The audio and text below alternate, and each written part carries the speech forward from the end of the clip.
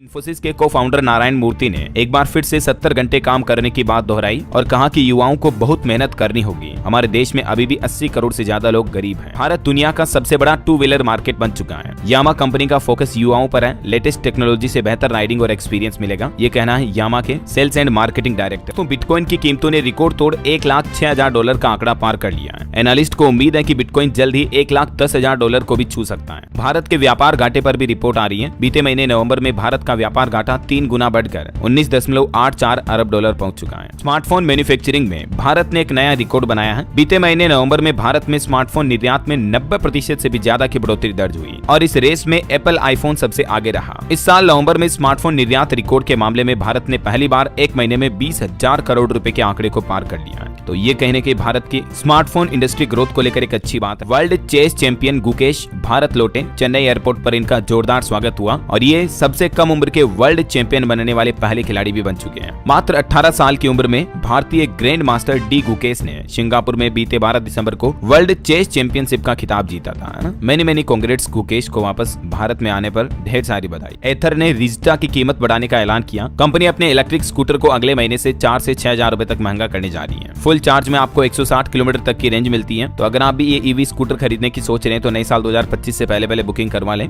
और वही खबर है दोस्तों, ऑडी ने अपनी 31 और पोर्ट्स ने 176 इलेक्ट्रिक गाड़ियां भी वापस बुलाई। ई-ट्रॉन और टाइकोन के बैटरी मॉड्यूल सप्लायर सिस्टम में कुछ डिफेक्ट देखा गया। पेनल्टी शूट आउट से भारतीय जूनियर महिला हॉकी टीम ने एशिया कप में जीत हासिल की। पीएम मोदी ने भी दी बधाई। इसके सराफा बाजार पर नजर डाल लेते हैं। देखिए सोना चांदी के भाव क्या चल रहे हैं। तो दोस्तों सोना चांदी के रेट में आज मामूली गिरावट देखी गई। सोना 14 रुपए टूटकर अभी 76,908 रुपए प्रति 10 ग्राम चल रहा है, जबकि चांदी 89,515 रुपए प्रति किलो पर बिक रही है। चलिए मार्केट अपडेट्स भी देख लेते हैं। देखिए भारतीय शेयर बाजार में सेंसेक्स 384 अंक गिरकर 81,748 के स्तर पर बंद हुआ। निफ्टी भी 100 अंक की गिरावट में रहा। बाकी नवंबर में व्यापार घाटा बढ़ा, मैंने आपको आंकड़े बताए थे। मर्चेंडाइज एक्सपोर्ट भी 4.85% कम हुआ और इंपोर्ट में कुछ बढ़ोतरी दर्ज हुई है। निवेशकों के लिए खबर है, दिसंबर में खुलेगा गुजरात की एक दवा कंपनी का आईपीओ भी। 500 करोड़ रुपए के फ्रेश शेयर जारी होंगे। 20 दिसंबर को सेनोरेस फार्मास्यूटिकल्स का आईपीओ लिस्टेड होने जा रहा है। भारत के अरबपति अडानी और अंबानी को बड़ा झटका लगा है। ब्लूमबर्ग के $100 अरब के क्लब से ये बाहर हो चुके हैं। एलिट सेंटी बिलियनियर क्लब से भारत की 2 सबसे अमीर फैमिलियों को बाहर कर दिया गया,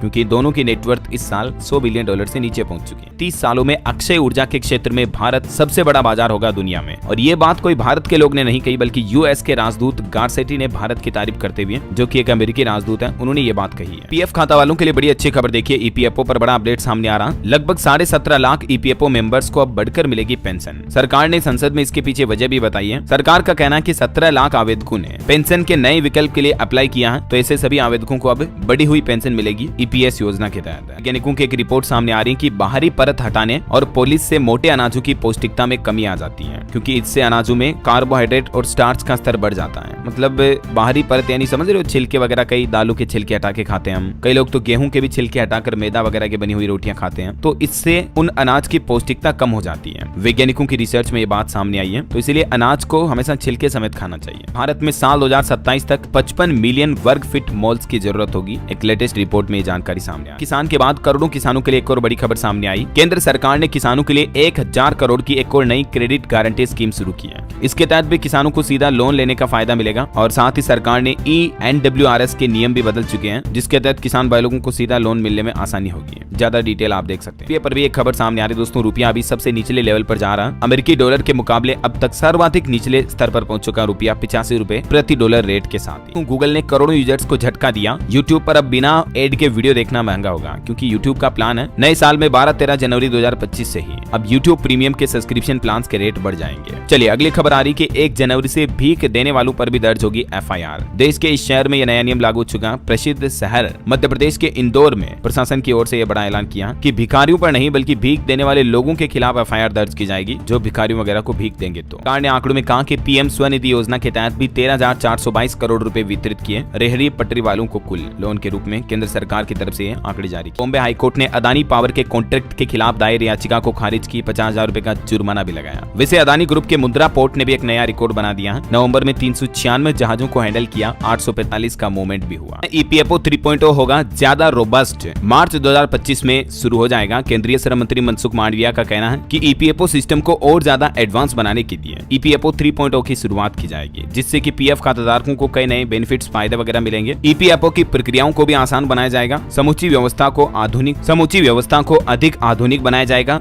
डेबिट कार्ड का कॉन्सेप्ट भी लागू होगा और खाताधारक 12% से भी ज्यादा ईपीएफओ में अंशदान कर पाएंगे। मतलब पीएफ खाताधारकों को ढेर सारे बेनिफिट मिलेंगे नए साल 2025 से। देखिए, राजस्थान में 18 दिसंबर से मूंगफली की सरकारी खरीद शुरू होगी। किसानों को मिलेगा 6,783 रुपए प्रति क्विंटल का रेट। वहीं राजस्थान सरकार का कहना है कि पुरुष नसबंदी कराने पर 3,000 रुपए दिए जाएंगे। योजनाओं की समीक्षा बैठक में बीसीएमओ को निर्देश भी जारी हुआ। ओबेन इलेक्ट्रिक बाइक्स को अब आप इस राज्य में भी खरीद पाएंगे। राजस्थान जयपुर में भी इसका सर्विस सेंटर शुरू होने जा रहा है। वहीं किसानों के लिए खबर है दोस्तों, गोदाम में रखे अनाज पर ही किसानों को अब लोन मिल पाएगा। सरकार ने जो नई क्रेडिट गारंटी स्कीम लॉन्च की है ना, इससे किसानों को और कई फायदे होंगे। मैंने आपको भारतीय स्टेट बैंक एसबीआई में क्लर्क रिक्रूटमेंट निकली है। 13,735 पदों पर भर्ती है। 17 दिसंबर से आवेदन शुरू होंगे। आप ज्यादा जानकारी ऑफिशियल वेबसाइट पर चेक कर लीजिएगा। आज से इसके पंजीकरण शुरू होने जा रहे हैं। लास्ट डेट 7 जनवरी 2025 रहेगी। शैक्षणिक योग्यता स्नातक यानी कि ग्रेजुएशन वाले कैंडिडेट्स इसके लिए अप्लाई कर सकते हैं। और भी ज्यादा डिटेल आप देख सकते हैं। पश्चिम बंगाल बोर्ड ने 11वीं 12वीं के कई विषयों के पाठ्यक्रमों में भी बदलाव किया। अगले सत्र 2025 से ये नए नियम लागू होंगे। और एनसीईआरटी ने भी एक ई कॉमर्स प्लेटफॉर्म के साथ समझौता ज्ञापन पर हस्ताक्षर किया, जिससे अब एनसीईआरटी की 9वीं से लेकर 12वीं तक की किताबों के दाम कम होंगे। कीमतों में 20% तक की कटौती होगी और आसानी से देश भर में बच्चों को किताबें भी मिल पाएगी। झारखंड बोर्ड परीक्षाओं की फाइनल डेट भी जारी हो चुकी है। 11 फरवरी से एग्जाम शुरू होंगे। जेएसएससी सीजीएल एग्जाम पर भी खबर आ रही। डॉक्यूमेंट वेरिफिकेशन के बीच आयोग कार्यालय में छात्रों ने विरोध प्रदर्शन भी किया। छावनी में तब्दील हुआ इलाका। चल प्रदेश में भी इन स्टूडेंट्स को परीक्षाओं के बाद नहीं मिलेगी छुट्टी। 31 दिसंबर तक खुले रहेंगे स्कूल। नई व्यवस्था लागू हुई। स्कूलों में जो कमजोर विद्यार्थी हैं, उनकी खामियों को दूर करने के लिए शिक्षा विभाग की तरफ से नए निर्देश जारी किए हैं। रोजाना स्कूलों में मिड डे मील पकेगा और शीतकालीन स्कूलों में भी 9वीं तक की वार्षिक परीक्षाएं चल रही, तो कमजोर स्टूडेंट्स को फिर से स्कूलों में एक्स्ट्रा क्लास लेनी होगी। बिहार में 12वीं पास के लिए 305 वैकेंसी वगैरह भी निकली हैं। स्टेनो और एएसआई के पोस्ट हैं। 17 दिसंबर आज से इसमें आवेदन शुरू होने जा रहे हैं। 17 जनवरी लास्ट डेट रहेगी। राजस्थान माध्यमिक शिक्षा बोर्ड ने शिक्षकों के पद पर भी भर्ती का नोटिफिकेशन जारी किया। 12वीं पास से लेकर ग्रेजुएट्स तक को मौका है। हालांकि इसमें कितनी नंबर ऑफ पोस्ट होगी ये अभी तक डिटेल जारी नहीं हुई है। बाकी इसमें आवेदन 16 दिसंबर से शुरू हो चुके हैं। लास्ट डेट 15 जनवरी रहेगी। और उत्तर प्रदेश में शीतकालीन अवकाश पर भी खबर आ रही। कक्षा 1 से 8वीं तक के विद्यालयों में 15 दिनों की सर्दियों की छुट्टियां रहेगी। और भी ये छुट्टियों का कैलेंडर आप देख सकते हैं।